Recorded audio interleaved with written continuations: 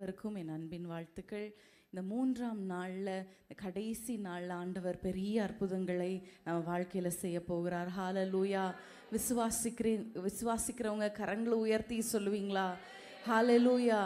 அநேக கரங்கள் கொஞ்சம் உயர்ந்திருக்கு, கொஞ்சம் விசுவாசிக்கிறீங்கன்னு நினைக்கிறேன். ஹalleluya, ஹalleluya. முதல் நாளில் நான் உங்களிடத்தில் எலிசபெத்தருடைய காத்திருப்பை குறித்து நான் உங்களிடத்தில் பேசினேன். கூட்டம் முடிந்தவுடன் அநேக பெண்கள் என்னிடத்தில், நானும் இதே சிச்சுவேஷனில் தான் இருக்கேன், நானும் காத்து கொண்டு இருக்கேன், கஷ்டமாக இருக்குது, ஜெபிங்க, ஆண்டவர் பாதத்தில் என்னோடய காரியங்களை ஒப்பு கொடுத்துருக்கேன்னு சொன்னாங்க. இன்னும் சில சகோதரிகள் என்னிடத்தில் ஜெபிக்கும் போது சொன்னாங்க, பயங்கரமான மன அழுத்தத்தில் நான் காணப்படுறேன், என் வீட்டில் என்னால் நிம்மதியாகவே இருக்க முடியல. ஒருவேளை நீங்களும் அப்படி சொல்லலாம். நம்ம ஜெபிக்க போகிறோம். இந்த மன அழுத்தம் என்பது ஒரு தேவையில்லாத பிசாசுடைய கிரியை, அது ஒரு பிசாசின் ஆவி. ஹalleluya.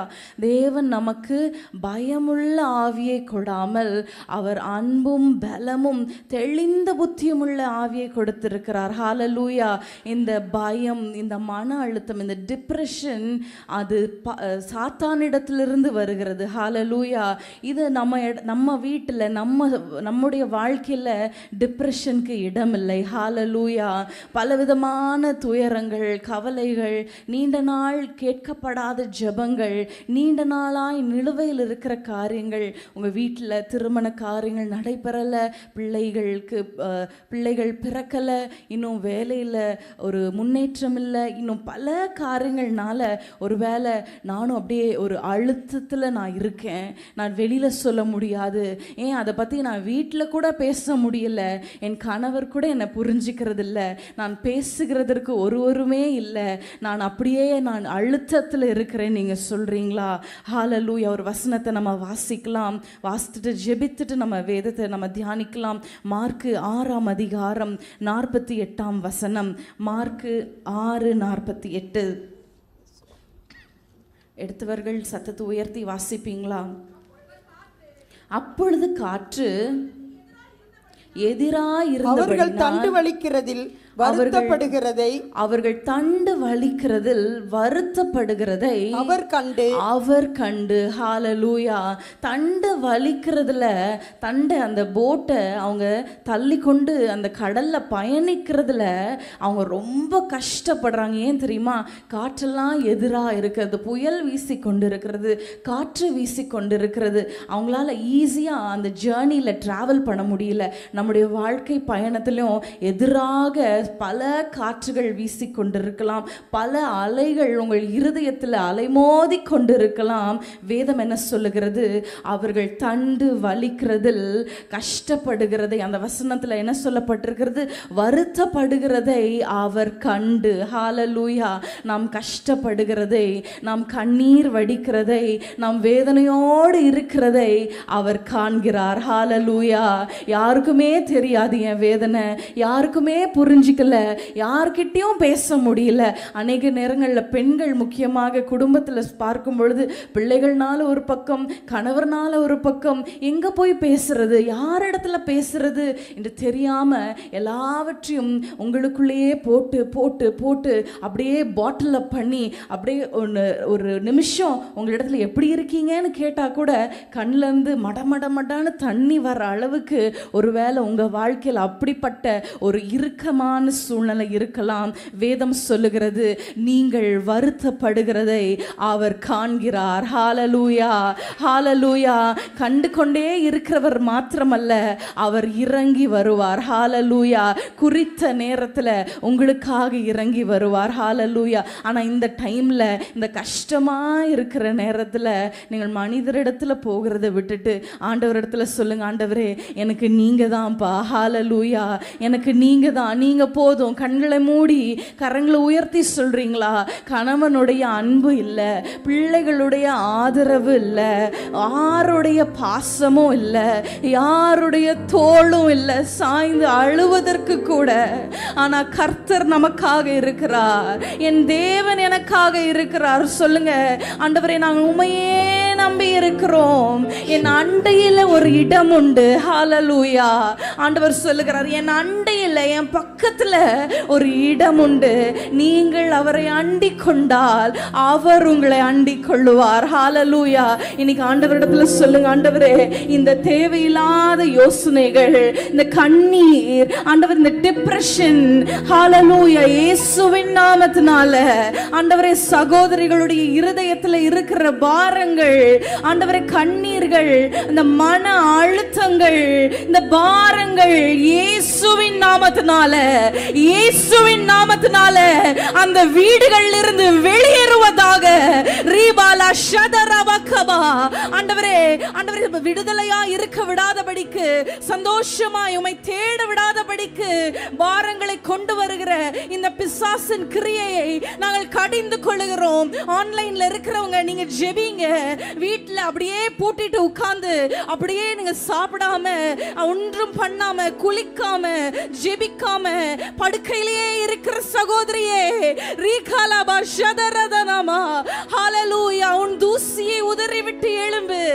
ஆண்டவர் உன்னோடு இருக்கிறார், உனக்கு தயை செய்கிறவர், உன்னை காண்கிறவர். ஹalleluya, உன் வனாந்திரத்தை மாற்றுகிறவர் நம்மோடு இருக்கிறார். சொல்லுங்க, ஆண்டவரே உம்மையே நம்பி இருக்கிறேன். காக்கும் வல்ல மீட்பர் உண்டெனக்கு, உண்டெனக்கு, உண்டெனக்கு. சொல்லுங்க, காக்கும் வல்ல மீட்பர், காக்கும் வல்ல மீட்பர் உண்டெனக்கு, காத்திடுவார் என்றுமே, காத்திடுவார் என்றுமே. காக்கும் வல்ல மீட்பர் உண்டெனக்கு, அவர் இருக்கிறார். எல்லாரும் கைவிட்டாலும் சொல்லுங்க, கரங்களை உயர்த்தி சொல்லுங்க. காக்கும் வல்ல மீட்பர் உண்டெனக்கு, காத்திடுவார் என்றுமே, காத்திடுவார் என்றுமே. தொல்லை கஷ்டங்கள் சூழ்ந்திடும், துன்பம் துக்கம் வரும், இன்பத்தில் துன்பம் நேர்ந்திடும், இருளாய் தோன்றும் எங்கும். சோதனை வரும் நேரத்தில், சோதனை வரும் வேளையில் சொற்கேட்கும் செவியிலே, பாரத்தில் இருந்து ஜெயம் வரும். பரன் உன்னை காக்க வல்லோ, பாரத்தில் இருந்து ஜெயம் வரும். பரன் உன்னை காக்க வல்லோ. எல்லாமே இயேசுதான், இயேசுதான், என் இயேசுவேதான். எல்லாமே இயேசுதான். சொல்லுவீங்களா? இயேசுதான், எனக்கு இயேசுதான். இயேசுவேதான். நான் யாரையும் எதிர்பார்த்தில்ல. எல்லாமே இயேசுதான், இயேசுதான், என் இயேசுவேதான். எல்லாமே இயேசுதான், இயேசுதான், என் இயேசுவேதான். கூப்பிட்ட நாளில் பதில் தந்தீ, தைரியம் நீந்திட்டீ. கூப்பிட்ட நாளில் பதில் தந்தீ, தைரியம் நீந்திட்டீ. சஞ்சல இரவு மறைந்தது, எல்லாமே எனக்கு இயேசுதானே. சஞ்சல இரவு மறைந்தது, எல்லாமே எனக்கு இயேசு. கரங்களை உயர்த்தி, எல்லாமே இயேசுதான், இயேசுதான் சொல்லுவீங்களா? எனக்கு இயேசு நீங்க மாத்திரம் நீங்க சொன்னீங்கன்னா அவர் உங்களோடு இருப்பார். நீங்க சொல்லிருங்க, ஆண்டவரே நீங்க தான்ப்பா எனக்கு, நீங்க தான் ஆண்டவரே.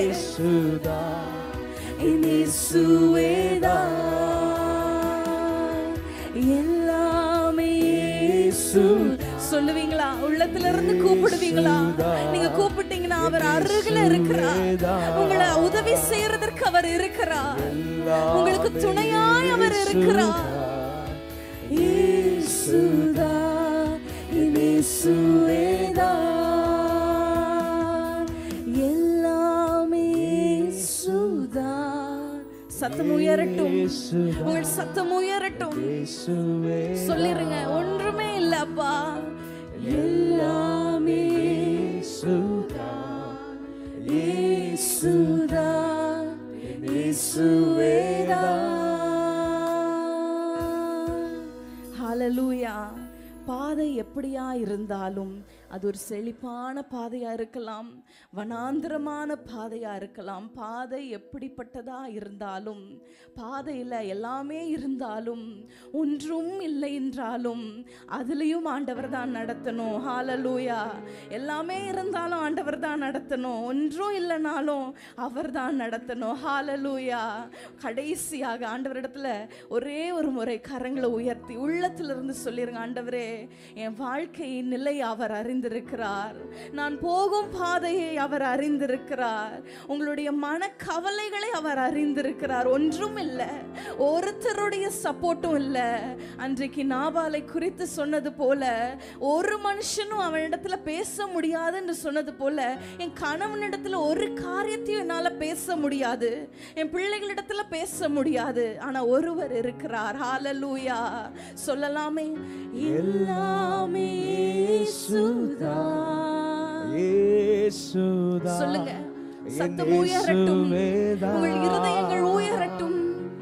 எல்லாமே இயேசுதா, இயேசுதா, என் இயேசுவேதா, எல்லாமே இயேசுதா, இயேசுதா, என் இயேசுவேதா, எல்லாமே இயேசுதா, இயேசுதா, என் இயேசுவேதா. ஹல்லேலூயா, ஹல்லேலூயா. கஷ்டங்கள் வரலாம், கஷ்டங்கள் பாடுகள் உண்டு என்று ஆண்டவர் சொல்லிவிட்டார். ஆனால் அந்த பாடுகளில் நம்மை தனியாக விடுகிற தேவன் அல்ல. ஹல்லேலூயா. அவர் கூட இருந்து நம்மளை நடத்துவார். ஹல்லேலூயா. இஸ்ரவேல் ஜனங்களை நடத்தினது செழிப்பான பாதை இல்லை, அது ஒரு வனாந்திரம். ஆனால் அந்த வனாந்திரத்தில் பாதையும் உண்டு பண்ணி, வனாந்திரத்தின் பயணத்தில் தேவையான உணவையும் கொடுத்து, தண்ணீரையும் கொடுத்து, பலனை கொடுத்து, வேதம் சொல்லுகிறது அவர்கள் கால்கள் வீங்கவில்லை. ஹல்லேலூயா. அவர்கள் வஸ்திரம் பழுதடைந்து போகல. எல்லா தேவைகளையும் அவர் சந்திப்பார். பாதை எப்படியானாலும் சரி, அவர் தான் நம்மை நடத்தணும். ஹல்லேலூயா. என்னுடைய பாதையில கூட என் தாயார் இறந்து 3 மாதங்கள்ல என் மகன் பிறந்தான். அந்த நேரம் ரொம்ப கஷ்டமா இருக்கும். உண்மையிலே சொல்ல போனா வேதம் வாசிக்கவே முடியாது, பைபிளை திறந்து வாசித்தா ஒண்ணுமே புரியாது, ஜெபம் ஓடாது. ஆனால் எல்லா நேரத்திலும் பாடல் மட்டும் நான் பாடிட்டே இருப்பேன். ஆண்டவர் தேற்றினார். ஹல்லேலூயா. அவர் தேற்றிக்கொண்டே இருக்கிறார். உங்கள் கஷ்டங்களில், இருளின் மத்தியில், அடைக்கப்பட்ட சூழ்நிலையில் அப்படியே பாரம் அழுத்துதா, நீங்கள் இன்னும் படுத்தீங்கன்னா இன்னும் அழுத்தம், படுக்காதீங்க. அந்த உங்களுடைய படுக்கையிலிருந்து எழுந்து, என்னோட எக்ஸ்பீரியன்ஸ்லேருந்து சொல்கிறேன், படுக்கையில் படுத்தோன்னு வச்சுக்கோங்களேன், அப்படியே படுத்துரும், அவ்வளோதான். அதனால் எழுந்து அந்த பிசாசை சொல்லுங்க, என்ன படுக்க வைக்க முடியாது. ஹல்லேலூயா. டிப்ரெஷனுக்கு என்னிடத்துல இடம் இல்லை, கண்ணீருக்கு இடம் இல்லை. ஹல்லேலூயா. கர்த்தர் என்னோடு இருக்கிறார். ஹல்லேலூயா. இந்த நாட்கள், இந்த 3 நாட்கள் நம்ம எலிசபெத்தை குறித்து நம்ம தியானித்து கொண்டு இருக்கிறோம். இன்றைக்கும் நம்ம சில காரியங்களை நம்ம தியானித்து நம்ம ஜெபிக்க போகிறோம். வேதத்தை திறந்து கொள்ளலாம். 1 கொரிந்தியர் 13ஆம் அதிகாரம் 10ஆம் வசனத்தை நம்ம வாசிக்க கேட்கலாம். 1 கொரிந்தியர் 13:10. நிறைவானது வரும்போது நிறைவானது வரும்பொழுது குறைவானது ஒளிந்து போம். குறைவானது ஒளிந்து போம். எல்லாரும் சேர்ந்து சொல்லலாமா? நிறைவானது வரும்போது குறைவானது ஒளிந்து போம். ஹalleluya. சங்கீதம் 104:30 நம்ம வாசிக்கலாம். சங்கீதம் 104:30. நீர் உம்முடைய ஆவியை அனுப்பும்போது நீர் உம்முடைய ஆவியை அனுப்பும்போது அவைகள் சிருஷ்டிக்கப்படும். அவைகள் சிருஷ்டிக்கப்படும். நீர் பூமியின் ரூபத்தையும் புதிதாக்குகிறீர். நீர் பூமியின் ரூபத்தையும் புதிதாக்குகிறீர். ஹalleluya. நிறைவானது வரும்போது குறைவானது ஒளிந்து போம். ஹalleluya. நிறைவான ஆசீர்வாதத்தை பெற்ற எலிசபெத் என்று நம்ம பார்க்கிறோம். இந்த வசனம் சொல்லுகிறது நிறைவானது வரும்பொழுது ஹalleluya அந்த நிறைவான ஆவியானவர் நம் வாழ்க்கையில வரும்போது குறைவுகளை அவர் மாற்றுவார். ஹalleluya. சங்கீதம் நம்ம வாசித்த இந்த வசனம் சொல்லுகிறது நீர் உம்முடைய ஆவியை அனுப்பும்போது அவைகள் சிருஷ்டிக்கப்படும்.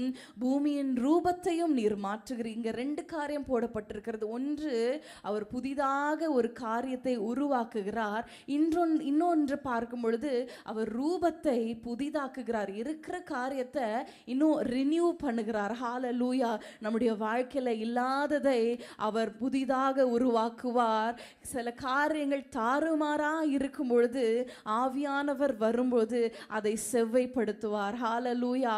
கணவர் சரியில்லை, பிள்ளைகள் சரியில்லை, வேற கணவர் வேற பிள்ளைகள் அல்ல, இருக்கிற கணவரை ஹalleluya அந்த ரூபத்தை அவர் மாற்றுவார். எப்பொழுது அவர் தம்முடைய ஆவியை அனுப்பும்போது. ஹalleluya. சொல்லுங்க, அவர் ஆவியை அனுப்பும்போது நம்முடைய வாழ்க்கையில் ஆவியானவருடைய கிரியை நடைபெறும் போது புதிய காரியங்களை அவர் சிருஷ்டிக்கிற தேவனா இருக்கிறார். ஹalleluya. நம்முடைய வாழ்க்கையில நம் ஆண்டவர் கொடுத்த மிகப்பெரிய ஆசீர்வாதம் நம் குடும்பம். ஹalleluya. ஆனா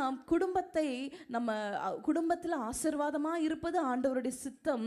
ஆனா ஆண்டவருடைய சித்தத்திற்கு விரோதமாய் எப்பொழுதுமே பிசாசு செயல்பட்டு கொண்டே வருவான் இல்லையா? ஆண்டவர் நம்மை ஆசீர்வதிக்கணும். ஆதாம் ஏவாளை சிருஷ்டித்து அவர் சொன்னார், நீங்க பழுகி பெருகி இந்த பூமியை ஆண்டு கொள்ளுங்கள் என்று சொல்லி அவர் ஆசீர்வதித்தார். ஆனா பிசாசு என்ன செய்தான்? அதற்கு விரோதமாய் கிரியை செய்கிறான். இப்போ நம்முடைய வாழ்க்கையில கூட நம்ம ஆசீர்வாதமா இருப்பது ஆண்டவர் சித்தம், சுகமா இருப்பது ஆண்டவர் சித்தம். ஆனா பிசாசு அந்த சித்தத்திற்கு விரோதமாய் பல காரியங்களை கொண்டு வருகிறான். சில நேரத்துல நம் மூலமாகவே அந்த காரியங்களை அவன் செய்து கொண்டிருக்கிறான். எபேசியர் 6:11, 12, 13 வசனங்களை நம்ம வாசிக்கும் பொழுது எபேசியர் 6:11-13 வசனங்களை நம்ம வாசிக்க நீங்கள் பிசாசின் தந்திரங்களோடு எதிர்த்து நிற்க திராணி உள்ளவர்கள் ஆகும்படி தேவனுடைய சர்வாயுத வர்க்கத்தையும் தரித்து கொள்ளுங்கள். ஏனெனில் மாம்சத்தோடும் இரத்தத்தோடும் அல்ல, துரைத்தனங்களோடும் அதிகாரங்களோடும் இப்பிரபஞ்சத்தின் அந்தகார லோகாதிபதிகளோடும் வான மண்டலங்களில் உள்ள பொல்லாத ஆவிகளின் சேனைகளோடும் நமக்கு போராட்டம் உண்டு. ஆகையால் தீங்கு நாளிலே அவைகளை நீங்கள் எதிர்க்கவும் சகலத்தையும் செய்து முடித்தவர்களாய் நிற்கவும் திராணி உள்ளவர்கள் ஆகும்படிக்கு தேவனுடைய சர்வாயுத வர்க்கத்தையும் எடுத்துக்கொள்ளுங்கள். ஆமென். ஹalleluya. பிசாசின் தந்திரங்களோடு எதிர்த்து நிற்க திராணி உள்ளவர்கள் ஆகும்படிக்கு தேவனுடைய சர்வாயுத வர்க்கத்தை தரித்து கொள்ளுங்கள். ஹalleluya. பிசாசு இந்த காலகட்டத்தில் எவனை விழுங்கலாம், எந்த இடத்துல உள்ள நுழையலாம், எந்த ஒரு கேப் கிடைக்கும், ஒரு சின்ன சண்டையை உருவாக்கலாம், எப்படி ஒரு நல்ல குடும்பத்தை கெடுத்து விடலாம், இப்படியெல்லாம் அவன் வகை தேடி சுற்றி திரியும் பொழுது நம்ம அலர்ட்டாக இல்லாமல் நம்ம தூங்கி கொண்டிருந்தோம் என்றால் நம்ம பிசாசுக்கு அவனை எதிர்த்து நிற்க முடியாமல் போய்விடும். ஹalleluya. ஹalleluya. இந்த வசனம் சொல்லுகிறது பிசாசின் கிரியைகளை எதிர்த்து நிற்கும்படிக்கு, தந்திரங்களோடு எதிர்த்து நிற்கும்படிக்கு திராணி உள்ளவர்கள் ஆகுங்கள். தொடர்ந்து நம்ம வாசிக்கும் பொழுது சத்தியம் என்னும் கச்சை எங்க இருக்கும்? இடுப்புல கட்டி இருப்பாங்க இல்லையா? 14ஆம் வசனத்தை நீங்க பாருங்களேன். நீதி என்னும் மார்க்கவசத்தை நம்ம உடுத்தினவர்களாய். அடுத்தது பாருங்க, ஆயத்தம் என்னும் பாதரட்சை. 16ஆம் அதிகாரத்தில் கேடகத்தை பிடித்தவர்களாய், தலை சீராவை பிடித்தவர்களாய், ஆவியின் பட்டயத்தை பிடித்தவர்களாய். ஒரு யுத்தத்துக்கு போறாங்கன்னா இந்த ஆயுதங்கள் எல்லாம் அணிந்திருப்பாங்க இல்லையா? கையில சொல்லுங்களேன், கேடகம் வச்சிருப்பாங்க, இன்னொரு கையில பட்டயம் வச்சிருப்பாங்க, தலையில தலை சீரா, மார்க்கவசம், கச்சை இதெல்லாம் அணிந்திருந்தாதான் எதிரில் இருக்கிற எதிரியை எதிர்த்து நிற்க முடியும். இதெல்லாம் இல்லை என்றால் என்ன ஆகும்? நம்ம பின்னாடி திரும்பி ஓட வேண்டிதான். பின்னாடி என்ன இருக்கு? நம்ம பாதுகாக்க என்ன இருக்கு? ஒன்றும் இல்லை. அப்போது சாத்தான் நம்மளை ஈஸியாக அட்டாக் பண்ணுறதற்கு ஒரு வழி எப்பொழுதுனா, நம்ம எதிர்த்து நிற்க முடியாமல் கையில் ஒன்றுமே இல்லாமல் ஆயுதமே இல்லாமல் நம்ம போய் போருக்கு நின்றோம் என்றால் வேதம் சொல்லுகிறது உங்களுக்கு போராட்டம் உண்டு. பிள்ளைகளுடைய வாழ்க்கையில் பிசாசு நுழைகிறான், நமக்கு கணவன் மனைவி இடத்துல நுழைகிறான், பொருளாதாரத்தில் நுழைகிறான். இப்படியெல்லாம் அவன் நுழையும் பொழுது எதிர்த்து நிற்க முடியாமல் நம்ம முதுகை காட்டினோம் என்றால் என்ன ஆகும்? பரிதபிக்கப்படுகிற நிலை. இன்றைக்கு ஆண்டவர் உங்களை பார்த்து சொல்லுகிறார், நீங்கள் எதிர்த்து நிற்க திராணி உள்ளவர்களாய் நில்லுங்கள். ஹalleluya, ஹalleluya. நீங்களே கேளுங்க, எனக்கு எதிர்த்து நிற்க திராணி இருக்கா? என்கிட்ட ஆயுதம் இருக்கா? கேளுங்களேன், நீங்களே கேட்டுக்கொள்ளுங்க உங்க இருதயத்துல. அநேக நேரங்கள்ல இல்லை. ஹalleluya. அன்றைக்கு ஸ்தேவானை குறித்து நம்ம பார்க்கிறோம். அப்போஸ்தலர் 6ஆம் அதிகாரத்துல பார்க்கும் பொழுது அவங்க பேசுறாங்க. ஆனா அந்த வசனம் சொல்லுகிறது, 10ஆம் வசனத்தை வாசிக்கலாமா? அப்போஸ்தலர் 6:10. அவன் பேசின ஞானத்தையும் ஆவியையும் எதிர்த்து நிற்க ஒருவராலும் கூடாமல் போயிற்று. ஹalleluya. ஸ்தேவானை எதிர்த்து நிற்க ஒருவராலும் கூடாமல் போயிற்று. ஏன் தெரியுமா? அந்த 5ஆம் வசனம் 8ஆம் வசனத்தில் நீங்க பார்க்கும் பொழுது பரிசுத்த ஆவியினால் நிறைந்தவனாய் ஸ்தேவான் என்று போடப்பட்டிருக்கிறது. ஹalleluya. அந்த பரிசுத்த ஆவியானவர் நமக்குள்ள இருப்பார். ஆனால் பிசாசுக்கு நம்ம எதிர்த்து நிற்கிறவர்களாய் இருப்போம், மற்றவர்களால் நம்ம எதிர்த்து நிற்க கூடாமல் போய்விடும். ஹalleluya, ஹalleluya. நான் எப்போதுமே யோசிப்பேன், மோசேயை குறித்து நீங்க பாருங்க. மோசே அவ்வளோ திரளான ஜனங்களை அவர் அந்த வனாந்திரம் வழியா அவங்களை கூட்டிட்டு மேய்ச்சிட்டு வந்தார் இல்லையா? ஆனா யோசித்து பாருங்க, நம்ம வாழ்க்கையில வீட்டில் 4 பேர் இருக்கிறோம், 4 பேரும் 4 விதத்துல, 4 பேருக்கு 4 சமையல் இல்லையா? அவ்வளோ கஷ்டம். 4 பேரை ஒரு சர்ச்சுக்கு கூட்டிட்டு வரணும்னா பெண்களுக்கு தெரியும், சகோதரிகளுக்கு எவ்வளோ கஷ்டம். 4 பேரை எழுப்பி சாப்பாடு கொடுத்து சமைச்சு எல்லாரையும் கூட்டிட்டு வர்றது எவ்வளோ பெரிய விஷயம். ஆனால் மோசே பாருங்க, அவ்வளோ திரள் கூட்டங்களை அவர் நடத்தி கொண்டு வந்தார். ஹalleluya. கர்த்தருடைய ஆவியானவர் கூட இல்லை என்றால் ஒன்றுமே செய்திருக்க முடியாது. ஹalleluya, ஹalleluya. இன்றைக்கு நம்ம எதற்கு வந்திருக்கிறோம்? அக்னி அபிஷேக முகாமுக்கு வந்திருக்கிறோம் இல்லையா? அதை பார்த்து பாருங்க, அவன் அதை செய்கிறான். இன்றைக்கும் எங்கேயாவது வெளியில் போனால் டக்குன்னு இப்படி கை வைப்பான், ஏதாவது ஒரு பைய கையில் தூக்கிட்டு. அப்போது ஆச்சரியமாக இருக்குது, பிள்ளைகள் எவ்வளோக்கு நம்மளிடத்துல இருந்து கற்றுக்கொள்கிறாங்க. ஒரு சகோதரி இப்படியாக சொன்னாங்க, பிள்ளைகள் அது ஸ்பஞ்ச் மாதிரி, எல்லா தண்ணியும் உரியும். நல்ல தண்ணியை தான் அந்த ஸ்பஞ்ச் உரியணும், இல்லை கெட்ட தண்ணியை தான் உரியணும்னு அதுக்கு தெரியாது. எல்லா காரியங்களையும் அது உரிந்து விடும். இன்றைக்கு நம்ம பிள்ளைகளுக்கு எதை நம்ம டிஸ்பிளே பண்ணுறோம், என்ன காரியத்தை நம்ம சொல்லி கொடுக்குறோம், இன்றைக்கு ரொம்ப கவனமாக இருக்கணும். ஹalleluya, ஹalleluya. இன்றைக்கு நம்ம எந்த காரியத்தை பற்றி வீட்டில் பேசுகிறோம், எந்த காரியத்தை நம்ம நடைமுறையில் நம்ம செய்கிறோம், ரொம்ப கேர்ஃபுல்லாக இருக்கணும். அன்றைக்கு எலிசபெத்து ஆவியில் நிறைந்த ஒரு ஸ்திரீயா இருந்தாங்க. ஹalleluya. அதனால அவங்களுடைய பிள்ளையும் நிரப்பப்பட்ட ஒரு பிள்ளையா இருந்தாங்க. லூக்கா 1ஆம் அதிகாரம் 15ஆம் வசனத்தை நம்ம வாசிக்கலாமா? அவன் கர்த்தருக்கு முன்பாக பெரியவனாய் 15ஆம் வசனம், கர்த்தருக்கு முன்பாக பெரியவனாய் இருந்தான். திராட்சரசமும் மதுவும் குடியான். தன் தாயின் வயிற்றில் இருக்கும் போதே நிரப்பப்பட்டிருப்பான்.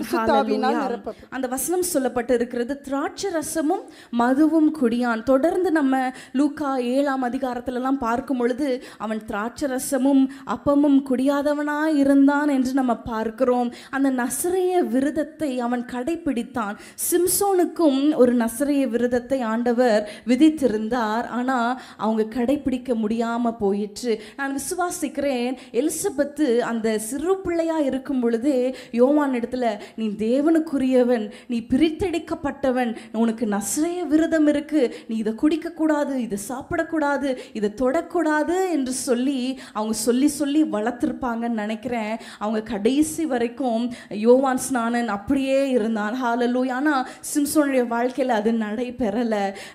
நீதிமொழிகள் 22:6 நம்ம பார்க்கிறோம். என்ன பார்க்கிறோம்? தெரிந்த வசனம் சொல்லுங்களேன். நீதிமொழிகள் 22:6 யாருக்குமே தெரியலையா? சரி, நம்ம வாசிக்கலாம். பிள்ளையானவன் நடக்க வேண்டிய வழியிலே நடத்து, அவன் முதிர் வயதிலும் அதை விடாதிருப்பான். ஹல்லேலூயா.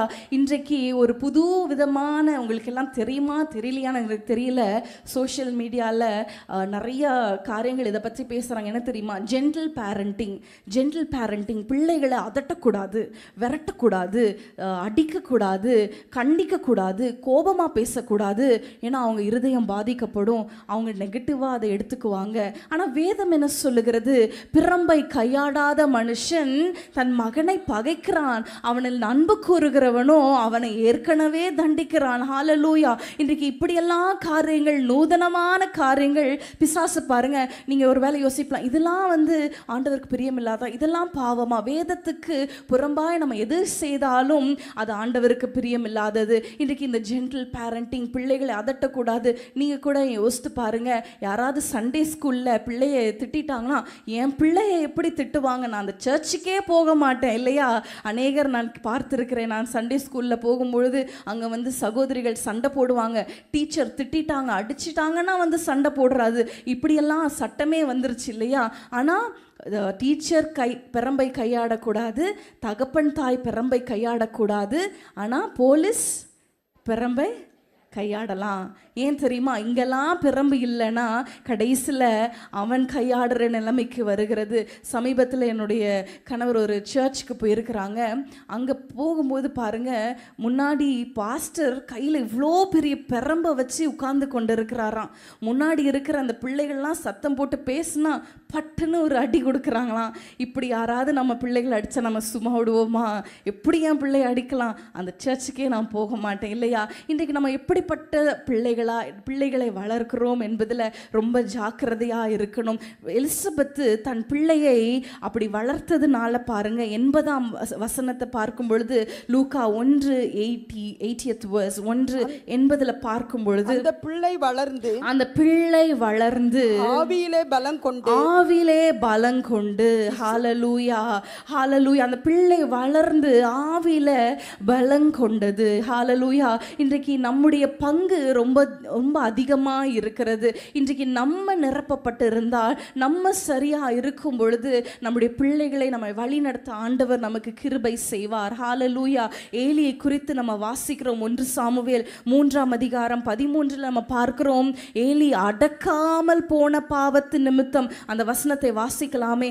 1 சாமுவேல் 3:13. அவன் குமாரர் தங்கள் மேல் சாபத்தை வரப்பண்ணுகிறதை அவன் அறிந்திருந்தும் அவர்களை அடக்காமற் போன பாவத்தின் நிமித்தம் நான் அவன் குடும்பத்துக்கு என்றும் நீங்காத நியாய தீர்ப்பு செய்வேன் என்று அவனுக்கு அறிவித்தேன். ஏலி ஒரு ஆசாரியன் தான். ஆனால் அங்கே பார்க்கிறோம், அவங்க பிள்ளைகள் துணிகரமாய் பாவம் செய்யும் பொழுது அதை அடக்காமல் போன பாவத்தின் நிமித்தம் அவன் குடும்பத்தின் மீது ஒரு நியாய தீர்ப்பு. இன்றைக்கு ஒரு வேளை நீங்கள் ஒரு வேளை வெக்ஸ் ஆகிருக்கலாம், இவன் மாற மாட்டான், இவன் திருந்த மாட்டான், இவனை நம்ம நல்வழிப்படுத்த முடியாது, இது நடக்காது, அப்படி ஒரு வேளை நீங்கள் நினைக்கலாம். இல்லைனா நான் எவ்வளோ சொல்லி என் பிள்ளை மாறலை, இனிமேல் அவன் என்கிட்ட பேசுகிறதே இல்லைன்னு சொல்லலாம். அன்றைக்கு மனோவா பிள்ளை வயிற்றில் இருக்கும் பொழுதே ஆண்டவரிடத்தில் கேட்குறாங்க, இந்த பிள்ளை வரும்பொழுது அதை நான் எப்படி நடத்தணும், எப்படி வளர்க்கணும்? இன்றைக்கு ஆண்டவரிடத்தில் நம்ம கேட்கலாமா? கண்களை மூடி, ஆண்டவரே என் பிள்ளையை வளர்க்க எனக்கு தெரியல. நம்ம எல்லாரும் குறை உள்ளவர்கள் தான். ஒவ்வொரு நாளும் ஆண்டவரிடத்தில் கேட்கணும். ஹல்லேலூயா. என் பிள்ளைகளை நான் எப்படி நல்வழிப்படுத்துறது? ஹல்லேலூயா. ஹalleluya. முதலாவது நம்ம நிறைந்திருக்கணும், ஆவியினால நிரப்பப்பட்ட தாயா இருக்கணும். ஹalleluya.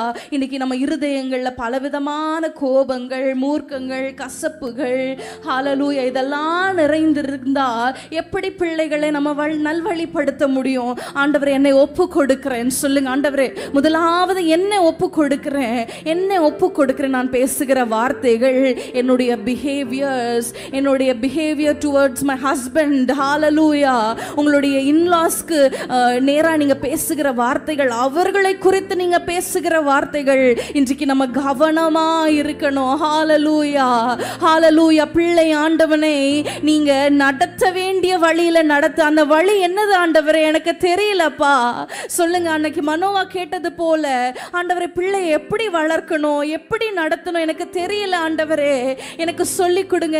இந்த நூதனமான இந்த நவீன நாட்கள்ல எப்படி பேசணும், எப்படி அவர்களை நல்வழிப்படுத்துவது. தேவரீர் எங்களை நடத்துவீராக. கரங்களை உயர்த்தி கேளுங்க. தேவரீர் எங்களை நடத்துவீராக. உம்முடைய நல்ல ஆவியானவர் எங்களை செம்மையான வழியில நடத்துவீராக. அன்றைக்கு எலிசபெத்தோடு இருந்து அந்த யோவான் ஸ்நானனை பெரியவனாய் ஆவில பலனுள்ளவனாய் நடத்தினது போல எங்களையும் அப்படிப்பட்ட எலிசபெத்துகளாய், ஹalleluya, அப்படிப்பட்ட தாய்களாய் எங்களை மாற்றுங்க. ஜெபிங்க, எங்களை மாற்றுங்க. எங்கள் குடும்பம் ஆசீர்வதிக்கப்படணும். என் பிள்ளைகள் ஆண்டவரே நல்ல வழியில நடக்கிறார்கள் என்ற சத்தியத்தில் நடக்கிறார்கள் என்கிற சந்தோஷத்தை காட்டிலும் வேறு சந்தோஷம் இல்லையே. அப்பா, என் பிள்ளைகளை சத்தியத்தில் நடத்துகிற தாயா என்னை மாற்றுங்க.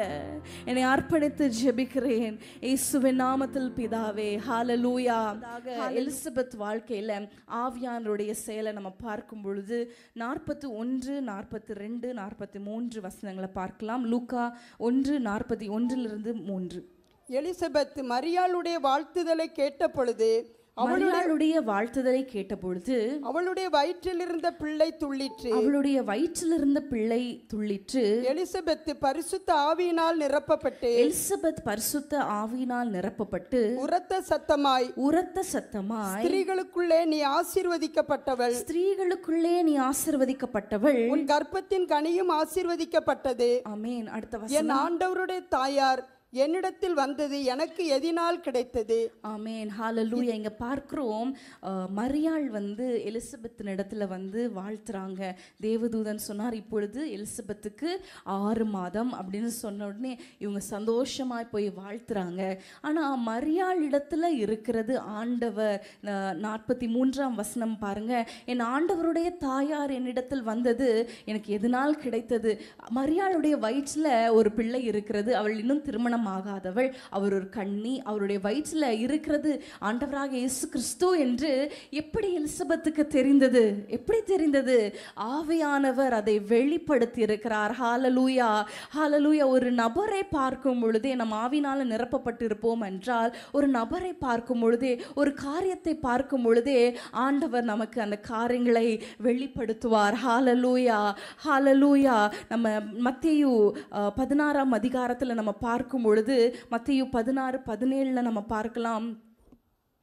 மத்தேயு 16:17 வசனம். இயேசு அவனை நோக்கி யோனாவின் குமாரனாகிய சீமோனே, நீ பாக்கியவான். மாம்சமும் இரத்தமும் இதை உனக்கு வெளிப்படுத்தவில்லை, பரலோகத்தில் இருக்கிற என் பிதா இதை உனக்கு வெளிப்படுத்தினார். ஹalleluya. மாம்சமும் இரத்தமும் நமக்கு எந்த ஒரு வெளிப்பாட்டையும் தராது. ஹalleluya, ஹalleluya. நாம் பரிசுத்த ஆவியினால நிரப்பப்பட்டு இருப்போம் என்றால், ஆவியானவர் நமக்கு வரப்போற காரியங்களை குறித்து, சத்திய ஆவியானவர் உங்களிடத்துல வரும் பொழுது அவர் தம்முடைய சுயமாய் பேசாமல் அவர் வரப்போகிற காரியங்களை குறித்து உங்களிடத்துல வெளிப்படுத்துவார். ஹalleluya.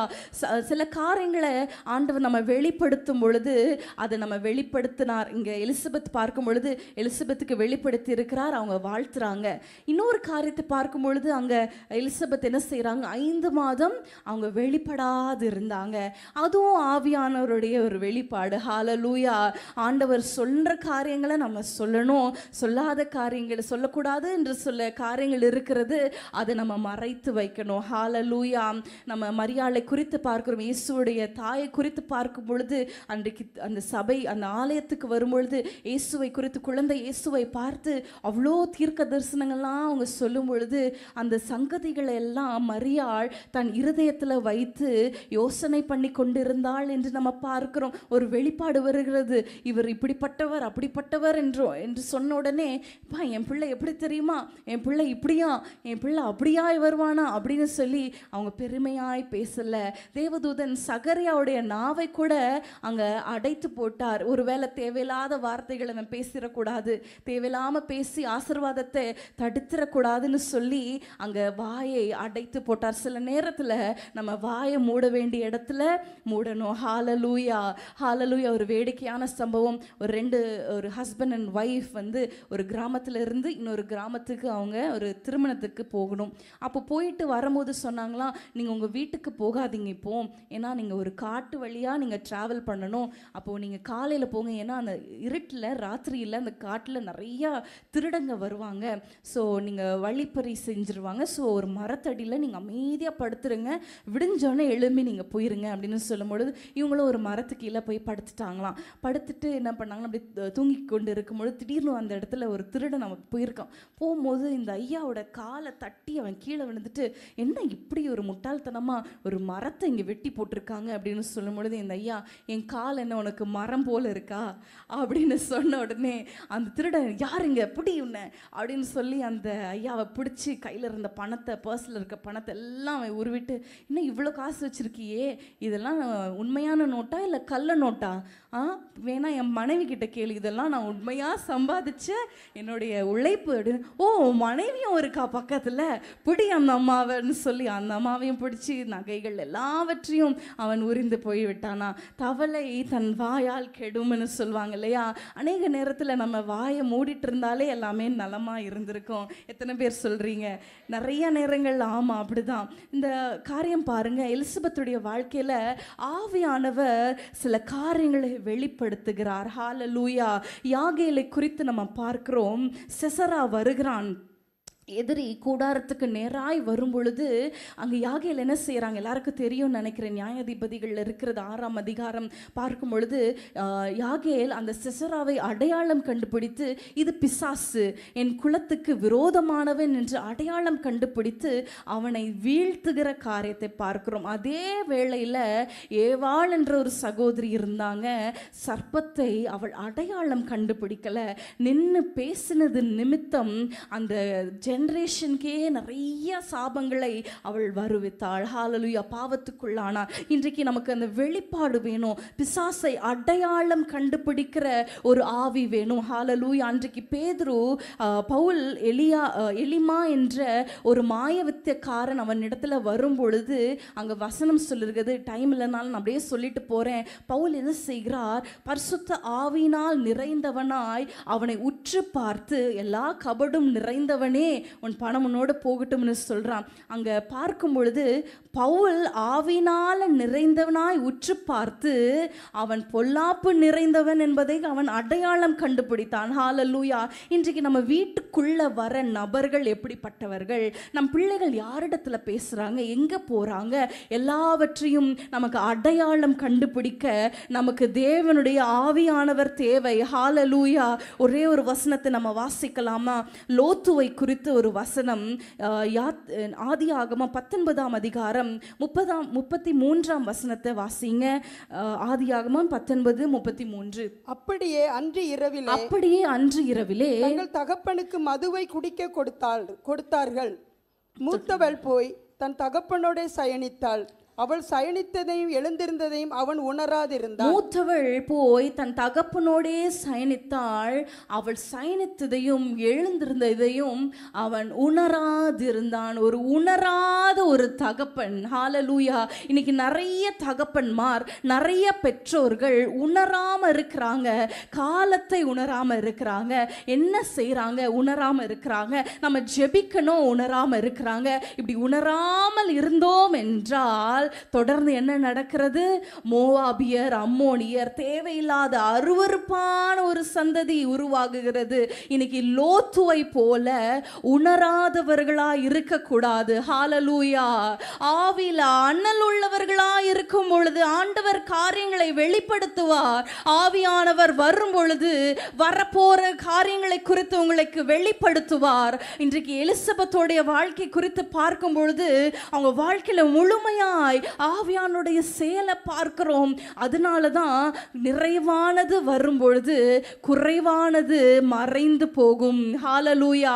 முதலாவது நம்ம சொன்னேன், நிறைந்த ஒரு தாய், ஆவியில நிறைந்த ஒரு தாய். இரண்டாவதாக நான் சொல்லுகிறேன், வெளிப்பாடு பெற்ற ஒரு தாயா இருக்கிறாங்க. மூன்றாவதாக ஒரே ஒரு காரியத்தை நம்ம பார்க்கலாமா? 59ஆம் வசனத்தை பார்க்கலாம். லூக்கா 1ஆம் அதிகாரம் 59 63 வசனங்களை நம்ம வாசிக்க கேட்கலாம். 8ஆம் நாளிலே பிள்ளைக்கு விருத்த சேதனம் பண்ணும்படிக்கு அவர்கள் வந்து அதன் தகப்பனுடைய நாமத்தின்படி அதற்கு சகரியா என்று பெயரிட போனார்கள். அப்பொழுது அதன் தாய், அப்படி அல்ல, அதற்கு யோவான் என்று பெயரிட வேண்டும் என்றாள். அதற்கு அவர்கள், உன் உறவின் முறையாரில் இந்த பெயருள்ளவன் ஒருவனும் இல்லையே என்று சொல்லி அதன் தகப்பனை நோக்கி, இதற்கு என்ன பெயரிட மனதாயிருக்கிறீர் என்று சைகையினால் கேட்டார்கள். அவன் எழுத்து பலகையை கேட்டு வாங்கி, இவன் பெயர் யோவான் என்று எழுதினான். எல்லாரும் ஆச்சரியப்பட்டார்கள். ஹalleluya. பேர் வைக்கும் பொழுது ரெண்டு பேரும் என்ன சொல்றாங்க? அந்த பேர் என்னன்னு சொல்றாங்க? யோவான் என்று சொல்றாங்க. சகரியாவுடைய வாய் ஊமையா இருக்கிறது. எப்படி ரெண்டு பேரும் ஒரே மாதிரி சொல்றாங்க? ஹalleluya. ஆவியானவர் ஒருவரே. ஹalleluya. இங்க இருவரும், தகப்பனும் தாயும், கணவரும் மனைவியும் ஆவியில ஒருமனப்பட்டு இருக்கிறத நம்ம பார்க்கிறோம். பெந்தேகோஸ்தே என்னும் நாள் வந்தபோது அவர்கள் எல்லாரும் ஒருமனப்பட்டு ஓரிடத்தில் கூடி வந்தபோது அங்கு ஆவியானவர் இறங்கினார். ஹalleluya. 4ஆம் அதிகாரத்தில் பார்க்கிறோம், அவர்கள் கூடி இருந்த இடம் அசைந்தது. ஏன்? ஆவியானவர் இறங்கி வருகிறார். ஹalleluya. இன்றைக்கு ஒருமனப்பாடு ரொம்ப முக்கியம். ஹalleluya. குடும்பத்தில் ஒருமனப்பாடு ரொம்ப முக்கியம். ஒருமனப்பட்டால் அங்க ஆவியானவருடைய கிரியை நம்ம பார்க்க முடியும். என்னுடைய தாய் தகப்பனை குறித்து நம்ம நான் சொல்லும் பொழுது ரெண்டு பேரும் எப்பவுமே பாருங்க, யாராவது ஒரு ஊழியரோ யாராவது கஷ்டப்படுறவங்களோ வரும்பொழுது டக்குன்னு எங்கள் அம்மா வந்து ஒரு கவர் எடுத்துகிட்டு வந்து கொடுப்பாங்க. உடனே எங்கள் அப்பா கொடுத்துருவாங்க. அந்த கவரை வந்து அந்த காணிக்கையை கொடுத்துட்டு அவங்க போனதுக்கப்புறம் கேட்பாங்க, எவ்வளோ காணிக்கை வச்சுருந்தேன் அப்படின்னு சொல்லும் பொழுது எங்கள் அம்மா ஒரு அமௌண்ட்டு சொல்லுவாங்க. பாருங்களேன், எங்கள் அப்பா சொல்லுவாங்க, நானும் இதே தான் நினச்சேன், அது ஒரு நாள் கூட மாறினதே கிடையாது. பாருங்க, ஆவியானவர் இந்த இவ்வளோ பணத்தை நீ கொடு என்று ஆவியானவர் அம்மாவுக்கு உணர்த்துகிறதை போல அப்பாவுக்கும் அந்த உணர்வை கொடுக்கிறார். இப்படி நிறைய காரியங்களில் பார்க்கும்பொழுது நானும் இதே தான் நினச்சேன், நீ என்ன சொல்கிற? ஆமாம், நானும் இதே தான் நினச்சேன் அப்படின்னு சொல்லுவாங்க. இப்படி ஆவியில் ஒருமனப்படுகிற குடும்பம் மிக அவசியம். ஹalleluya. ஹalleluya. ஒரு வசனத்தை நம்ம வாசிக்கலாம். மத்தேயு 12ஆம் அதிகாரம் 25ஆம் வசனத்தை நம்ம பார்க்கலாம். மத்தேயு 12:25. இயேசு அவர்கள் சிந்தனைகளை அறிந்து அவர்களை நோக்கி தனக்குத்தானே விரோதமாய் பிரிந்திருக்கிற எந்த ராஜ்யமும் பாழாய் போகும், தனக்குத்தானே விரோதமாய் பிரிந்திருக்கிற எந்த பட்டணமும் எந்த வீடும் நிலைத்திருக்க மாட்டாது. ஹalleluya. தனக்குத்தானே விரோதமாய் பிரிந்திருக்கிற வீடு அது நிலைத்திருக்க மாட்டாது என்று வேதம் சொல்லுகிறது. இன்றைக்கு கணவன் மனைவி பிள்ளைகள் 4 பேரும் 4 திசையில இருக்கிறீங்களா? இன்றைக்கு வேதத்தின்படி நம்ம பார்க்கும் பொழுது நம்ம ஒரே இருதயமுடையவர்களா இருக்க வேண்டும். ஹalleluya. ஒருவேளை கணவர் ரட்சிக்கப்படாதவர், பிள்ளைகள் ரட்சிக்கப்படலை, இன்னைக்கு நம்ம ஜெபிக்க போகிறோம், பிள்ளைகள் ரட்சிக்கப்படணும். ஹalleluya. ராகேலை குறித்து நம்ம பார்க்கிறோம். யாக்கோபு லாபானிடத்திலிருந்து புறப்பட்டு வரும் பொழுது ராகேல் ஒரு சொரூபத்தை, தன்னுடைய தகப்பனுடைய சொரூபத்தை இச்சித்து அவள் கொண்டு வருகிறார். ஆதியாகமம் 31ஆம் அதிகாரத்தை திருப்பிக் கொள்ளலாம். அந்த வசனத்தை நம்ம வாசிக்கலாம். 31-32. ஆதியாகமம் 31-32.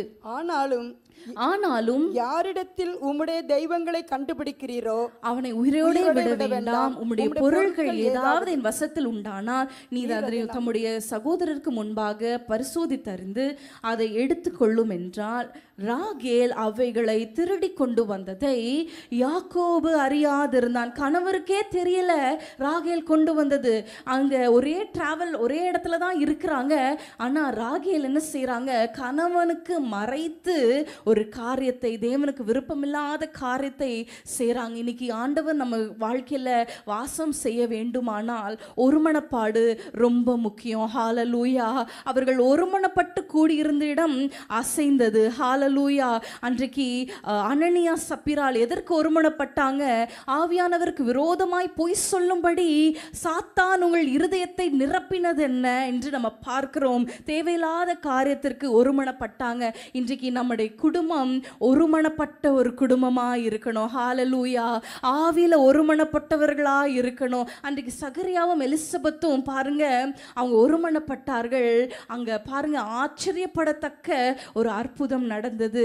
இன்று நம்ம குடும்பத்துல மற்றவர்கள் ஆச்சரியப்படத்தக்க அற்புதங்கள் நடக்க வேண்டுமானால் இன்றைக்கு நம்ம ஒருமனப்படணும். ஹalleluya.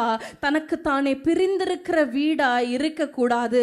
உள்ள ஒருவேளை மற்றவங்க பிரிந்திருந்தா நம்ம இன்னைக்கு நம்ம இசைந்து போயிடலாமே. ஹalleluya. ஏன்னா ஒன்றா இருக்கும் பொழுதுதான் அங்க கர்த்தருடைய அபிஷேகத்தை நம்ம பார்க்க முடியும், கர்த்தருடைய செயலை நம்ம பார்க்க முடியும். எல்லாரும் எழுந்து நின்று நம்ம ஜெபிக்க போகிறோம். அதற்கு முன்பதாக ஒரே ஒரு வசனம், எசேக்கியேல் 37ஆம் அதிகாரத்துல நம்ம பார்க்க போவது எசேக்கியேல் 37:11 நம்ம பார்க்கலாமா? எசேக்கியேல் 37:11. அப்பொழுது அவர் என்னை நோக்கி, மனுபுத்திரனே, இந்த எலும்புகள் இஸ்ரவேல் வம்சத்தார் அனைவருமே. இதோ அவர்கள், எங்கள் எலும்புகள் உலர்ந்து போயிற்று, எங்கள் நம்பிக்கை அற்று போயிற்று, நாங்கள் அறுப்புண்டு போகிறோம் என்கிறார்கள். இஸ்ரவேல் ஜனங்கள் சொல்றாங்க, எங்கள் எலும்புகள்லாம் உலர்ந்து போயிற்று, நம்பிக்கையே இல்லை, எங்கள் நம்பிக்கை அற்று போயிற்று, அறுப்புண்டு போயிற்று. இதுக்கு மேல ஒரு நம்பிக்கை இருக்கு, இதுக்கு மேல எனக்கு ஒரு லைஃப் இருக்கு, இதுக்கு மேல நன்மை உண்டா, இதற்கு மேல எனக்கு பிள்ளை பெறும், இதற்கு மேல எனக்கு சந்தோஷம் உண்டாகும் என்ற நம்பிக்கை அற்ற நிலையில ஆண்டவர் என்ன சொல்லுகிறார் தெரியுமா? 14ஆம் வசனத்தை நம்ம பார்க்கும் பொழுது, என் ஆவியை உங்களுக்குள் வைப்பேன், நீங்கள் உயிர் அடைவீர்கள், நான் உங்களை உங்கள் தேசத்தில் வைப்பேன், அப்பொழுது நான் கர்த்தர் என்று அறிந்து கொள்வீர்கள். ஹalleluya. உங்களுக்கு குறிக்கப்பட்ட உங்கள் தேசத்துல உங்களுக்கான அந்த இடத்தை ஆண்டவர் தருவார். ஹalleluya. எப்பொழுது என் ஆவியை உங்களுக்குள் வைப்பேன், அப்பொழுது உயிர் அடைவீர்கள். என்னென்ன காரியங்கள் இதுக்கு மேல நான் சில நேரம் இதுக்கு மேல நான் ஜெபிக்க மாட்டேன் ஆண்டவரே, இதுக்கு மேல நான் இந்த விஷயத்துல நான் போராட மாட்டேன். ஒருவேளை நீங்க சில காரியங்களுக்கு நீங்களே முற்றுப்புள்ளி வைத்திருக்கலாம்.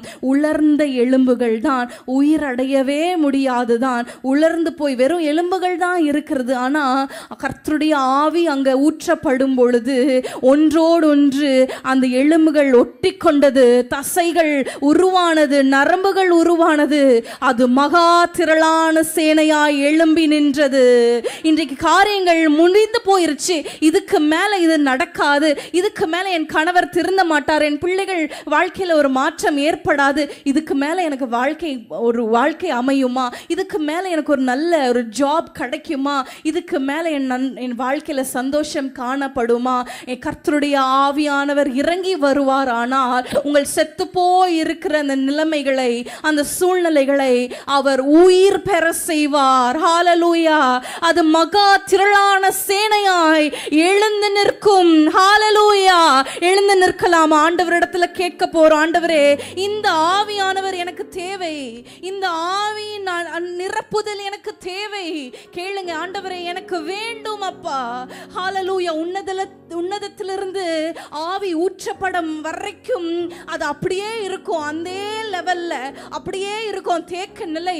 எல்லாரும் என்னை விட்டுட்டு முன்னாடி நடந்து போறாங்க, என்னோட படித்தவர்கள், என்னோட திருமணமானவர்கள், என்னோட கூட பிறந்தவங்க, குடும்பம் எல்லாம் நல்லா இருக்கு, நான் மட்டும் இப்படியே இருக்கேன், என் குடும்பம் மட்டும் இப்படியே இருக்கு, என் பிள்ளைகளுடைய வாழ்க்கையில நன்மை இல்லை. கர்த்தருடைய ஆவியானவர் வரும் பொழுது ஹalleluya, செத்து போன அவயவங்களை அவர் உயிர் பெற செய்வார். ஹalleluya. ஒன்றும் இல்லாத சூழ்நிலைகளை அவர் எல்லாம் இருக்கிறதை போல மாற்றுவார், குறைவானதை அவர் நிறைவாக்குவார். ஹalleluya. ஹalleluya. ஆண்டவரத்துல கேட்பீங்களா, ஆண்டவரே என்னை இந்த அபிஷேகத்தினால நிரப்புங்க, என் வீடு அபிஷேகத்தினால நிரப்பப்பட்ட வீடாய், என் பிள்ளைகள் சிறு பிள்ளைகளாய் இருந்தாலும் யோவான் ஸ்நானன் அவன் வயிற்றில் இருக்கும் பொழுதே நிரப்பப்பட்டான் என்றால் இன்னைக்கு நம்ம பிள்ளைகள் எல்லாம் நிரப்பப்பட்டு இருக்கணும். ஹல்லேலூயா. கேளுங்க, இந்த ஆவியானவரே என் வாழ்க்கையில இறங்கி வருவீராக. நான் ஒரு நிரப்பப்பட்ட ஒரு தாயா இருக்கணும். அன்றைக்கு மோசேயின் தாய் ஆவியினால் நடத்தப்பட்டது நிமித்தம் அந்த இரட்சகன் இருந்தான். ஹல்லேலூயா, ஹல்லேலூயா. இன்றைக்கு நம்ம ஆவியினால நடத்தப்படணுமே, ஆவியினால நடத்தப்படணுமே, ஆவியினால நம்ம நடத்தப்படணுமே. ஆண்டவரிடத்துல கேளுங்க, குடும்பத்தை நடத்துவதற்கு எனக்கு ஞானம் வேணுமே. ஞானத்தின் ஆவியே ஆண்டவரே என்னிடத்துல இறங்கி வருவாராக, ஞானத்தின் ஆவியே இறங்கி வருவாராக. பிள்ளைகளிடத்துல பேசுகிறதற்கு ஞானம், நல்வழிப்படுத்துகிறதற்கு ஞானம், ஞானத்தின் ஆவி இறங்கும் போது ஹல்லேலூயா, ஹல்லேலூயா, முடியாத காரியங்கள் அவர் முடிய பண்ணுவார், முடியாத காரியங்களை அவர் முடிய பண்ணுவார். ஹல்லேலூயா. அபிஷேகம் வந்தால் எல்லாமே கூடும், அபிஷேகம் வந்தால் எல்லாமே கூடும். என் தலை உயர்த்தி மகிழ்விப்பார், என் தலை உயர்த்தி. அபிஷேகம் வந்தால் சொல்லுங்க, அபிஷேகம் வந்தால் எல்லாமே கூடும், அபிஷேகம் வந்தால் எல்லாமே கூடும். என் தலை உயர்த்தி மகிழ்விப்பார், என் தலை உயர்த்தி. முடியாத காரியமாய், முடியாத காரியமாய் இருந்தாலும், மூழ்கின நிலையில் இருந்தாலும், முடியாத காரியமாய் இருந்தாலும், மூழ்கின நிலையில் இருந்தாலும், அபிஷேகம் வந்தால் எல்லாமே கூடும். அபிஷேகம் வரும் பொழுது ஹல்லேலூயா, முடியாதவைகளை அவர் முடிய பண்ணுவார். சொல்லுங்க, அபிஷேகம் வந்தால் என் தலை உயர்த்தி மகிழ்விப்பார். உமக்கு ஸ்தோத்திரம் செலுத்துவேன், அன்பின் தேவனை போற்றுவேன். சொல்லுங்க, உமக்கு ஸ்தோத்திரம் செலுத்துவேன், அன்பின் தேவனை. பாலைவனமாய் இருந்தாலும், பாலைவனமாய் இருந்தாலும், பாழான தேசமாய் இருந்தாலும், சொல்லுங்க, பாலைவனமாய் ஒன்றும் இல்லாத நிலையாய் இருந்தாலும், வனாந்திரமாய் இருந்தாலும், அபிஷேகம் வந்தால் பைதீலமாகும், அபிஷேகம் வந்தால் பைதீலமாகும். ஆசீர்வாத மழை பெய்யும், ஆசீர்வாத மழை பெய்யும். அபிஷேகம் வந்தால் பைதீலமாகும், அபிஷேகம் வந்தால் ஒன்றுமில்லை, கனிய பார்க்கல, குடும்பத்துல நல்ல காரியம் நடக்கல, அபிஷேகம் வந்தால் அது பயிர் நிலமாகும், அது பூத்து காய்த்து பல நாள் நிரப்பும் நாட்கள் வரும். உங்கள் பிள்ளைகள் பூத்து காய்த்து உங்கள் தேசத்தை பல நாள் நிரப்பும் நாட்கள் வருவதாக. அபிஷேகத்தினால நிரப்புங்க, ஒவ்வொரு தாயும் நிரப்புங்க. அன்பின் தேவனை போற்றுவேன், உமக்கு ஸ்தோத்திரம் செலுத்துவேன், அன்பின் தேவனை. அபிஷேகம் வந்தால், அபிஷேகம் வந்தால் பைதீலமாகும், அபிஷேகம் வந்தால் ஊற்றப்படுவதாக, ஊற்றப்படுவதாக, செழிப்பு உண்டாவதாக. நிறைவாக்குகிறவரே, நிறைவானவரே, மாற்றங்களை உண்டாக்குகிறவரே, இருதயங்களை திருப்புகிறவரே, இருதயங்களை திருப்புகிறவரே, கால்களை நடைகளை திருப்புகிறவரே, தவறான பாதையில போன பிள்ளைகளை திருப்பி கொண்டு வருவீராக. அன்பின் தேவனை போற்றுவேன், உமக்கு ஸ்தோத்திரம் செலுத்துவேன், அன்பின் தேவனை போற்றுவேன். இருளான பாதையில் நடந்தாலும், இல்லாத சூழ்நிலையா இருந்தாலும், இருளான பாதையில் நடந்தாலும், இல்லாத சூழ்நிலையா இருந்தாலும் அபிஷேகம் வந்தால் வெளிச்சம் உதிக்கும். அபிஷேகம் வந்தால் வெளிச்சம் உதிக்கும். ஆசீர்வாத மழை பெய்யும். ஆசீர்வாத மழை பெய்யட்டும் ஆண்டவரே. எங்கள் வீடுகள்ல, எங்கள் கூடாரங்கள்ல, எங்கள் பிள்ளைகளுடைய வாழ்க்கையில ஆசீர்வாத மழை, ஆசீர்வாதங்கள் தங்கி இருப்பதாக. பிசாசு திருடின ஆசீர்வாதங்களை இரட்டிப்பாய் கொடுப்பீராக. பிசாசு திருடின நாட்கள், அந்த நாட்கள் திரும்ப வருவதாக. பிசாசு திருடின சந்தோஷம், உறவுகளை திரும்ப தருவீராக. குடும்பங்களை திரும்ப தருவீராக. ஸ்தோத்திரம் செலுத்துவேன். அன்பின் தேவனை போற்றுவேன். உமக்கு ஸ்தோத்திரம் செலுத்துங்க. அற்புதங்கள் செய்ய போகிறார். ஸ்தோத்திரிங்க. உங்கள் வாய் ஸ்தோத்திரிக்கட்டும். அற்புதங்களை பெற்றுக் கொள்ளுங்க. செலுத்துவேன். அன்பின் தேவனை போற்றுவேன். உமக்கு ஸ்தோத்திரம் செலுத்துவேன். அன்பின் தேவனை போற்றுவேன். உமக்கு ஸ்தோத்திரம் செலுத்துவேன். அன்பின் தேவனை போற்றுவேன். உமக்கு ஸ்தோத்திரம் செலுத்துவேன். அன்பின் தேவனை போற்றுவேன். அபிஷேகம் வந்தால் அது பாழான ஸ்தலமா இருந்தாலும் அதை ஏதேனை போல் ஆக்குவார். ஹalleluya. கனிகளே இல்லை, எவ்வளோ பிரயாசப்படுகிறேன், எவ்வளோ ஜெபிக்கிறேன், கனிகள் இல்லையா? ஆவியானவர் வரும் பொழுது அது பயிர் நிலமாகும். ஹalleluya. வனாந்திரம் செழிப்பான வயல்வெளியாகும். செழிப்பான வயல்வெளி அது காடாக எண்ணப்படும். ஹalleluya.